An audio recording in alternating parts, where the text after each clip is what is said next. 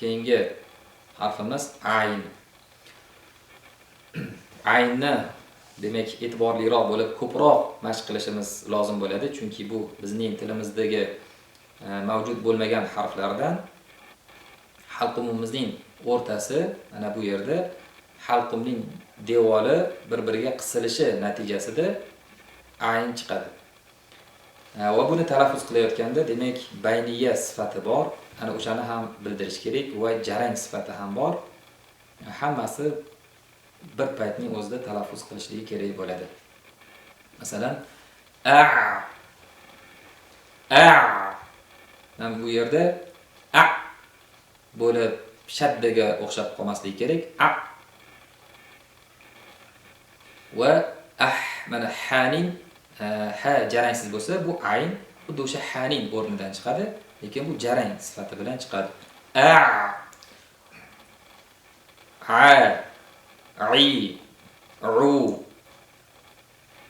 Demak, mana shunday talaffuz qilinadi. Bu yerda kuzatilishi mumkin bo'lgan xato aynda harakatli bo'lganda ham sirg'alib mana shunday talaffuz qilish kerak.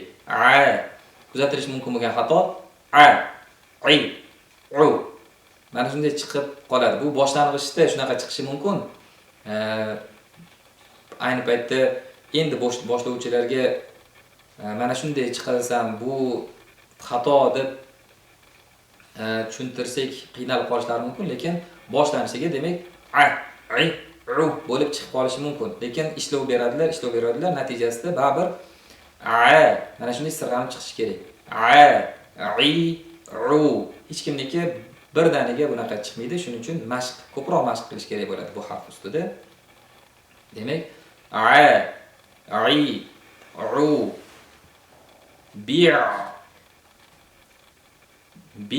demak bo'lib yopishib qolishligi kerak emas va ya'ni halqumimiz siqilmasdan ham qolmasligi lozim. Bo'lib qalqala ham bo'lib qolish ehtimoli bor. Ya'ni halqumni siqish bilan qo'yib yuborishimiz mumkin. O'sha qo'yib yuborganda qalqala hosil bo'lib qoladi. Shuning uchun siqqan holatda ushlab qolish kerak. Qo'yib yuborayotganimizda tovush chiqarmaslik kerak. Agar tovush chiqsa qalqala bo'lib qoladi. Masalan, halqumni siqib qo'yib yuborilsa qalqala bo'lib qoladi. Balki mana shunday bir muddat sirg'altirib ushlab qolish kerak. Demak, bo'lmaydi. Aynni bir muddat sirg'altirib chiqaramiz va nunda ham bayniya bor. Uni ham ani bo'lib qalqala bo'lmasligi kerak. Ham bo'lmaydi.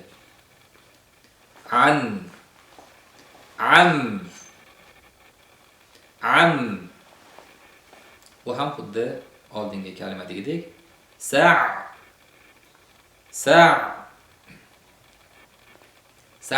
bo'lmaydi va bo'lib yopishib ham qolmaydi.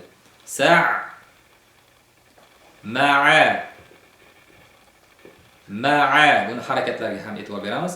Ma'a bo'lmaydi. Balki ma'a. Arab bo'lmaydi, balki sirg'aladi. Arab baning qalqalasiga ham e'tibor beramiz.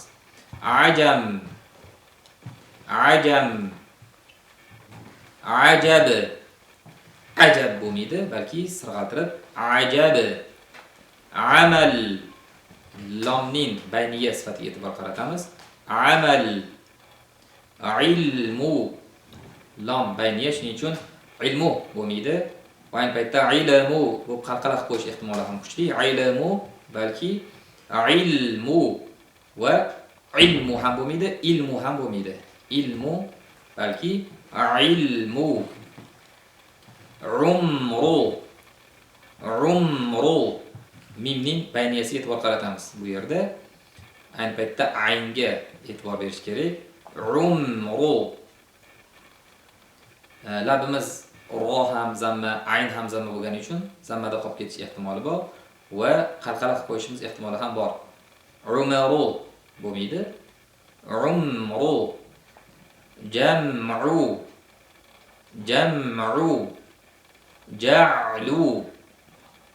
Ja'lu bo'lmaydi. Ab. Askar. Demak sinning raxova sifatiga e'tibor qaratamiz. Askar roning bayniga va yo'g'onligiga e'tibor beramiz. Askar bo'lib qolmaydi. Askar aylam aylam bo'lmaydi. Aylam yoning raxova mimning bayniga sifatiga e'tibor beramiz. Aylam Ja'far Ja'far Ja'far bo'lmaydi. Va fa'ning ingichkaligi, roning yo'g'onligiga e'tibor beramiz.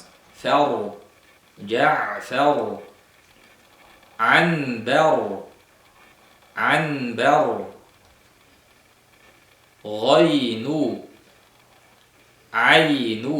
Bu yerda endi talaffuzda bir-biriga yaqinlik yo'q, chunki mahraji bir-biridan sal farq qiladi. Juda uzoq ham emas, lekin ayni paytda yaqin ham emas g'oyniki. Bu yerda o'quvchilarni e'tiborini tortish uchun bu qilingan, chunki nuqta bilan farq qiladi. Bitta ikkita harf faqat bitta nuqta bilan farq qiladi. Shu aralashtirib yubormaslik uchun, bir-biriga qiyoslash, ajratib olish uchun yonma-yon berilyapti bu yerda, lekin talaffuzda aniq farq qiladi. G'aynu aynu bag'lu ba'lu. Bag'lu bu yerda kuzatilishi mumkin bo'lgan xato bag'lu bo'lib qolishi mumkin. G'oy ingichka bo'lib yoki bag'lu bo'lib qalqalab bo'lib qolishi ham mumkin. Bag'lu ba ingichka g'oy yo'g'on. Bag'lu va ayni paytda lu bo'lib g'oyni yo'g'on qilaman deb luni ham yo'g'on qilib olmaslik kerak. Ba'lu bu yerda ba'lu bo'lmaydi. Aynda bayniya bor. Bir muddat bilinar-bilinmas sirg'alishlik kerak mahrajda. Ba'lu balghu lamda bayniya bor. Balghu bal'u mana bal'u ayn sirg'alib chiqadi. Bal'u bo'lmaydi. Bal'u balki lomni ham sirg'altiramiz, aynni ham sirg'altiramiz. Bal'u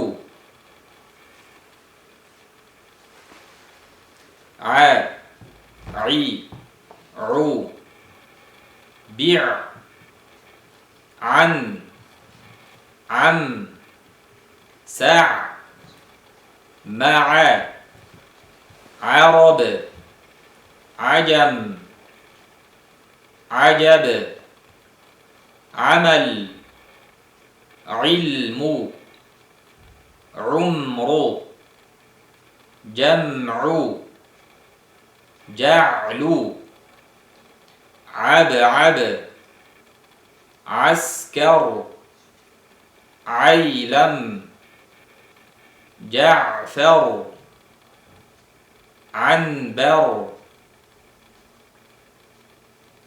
ghaynu aynu baghlu ba'lu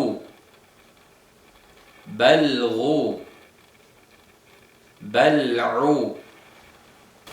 Demak, bugungi darsimiz mana shu ikkita harfdan iborat. Bu yerda ikkita kalima bor, chiqarish qiyin bo'lishligi mumkin. Masalan, ulardan biri umru da, mana masalan labimizga qarab turamiz. Umru talaffuz qilganda ru-ni zammasini aytganimizdan keyin mimni o'z mahrajidan chiqarishimiz kerak.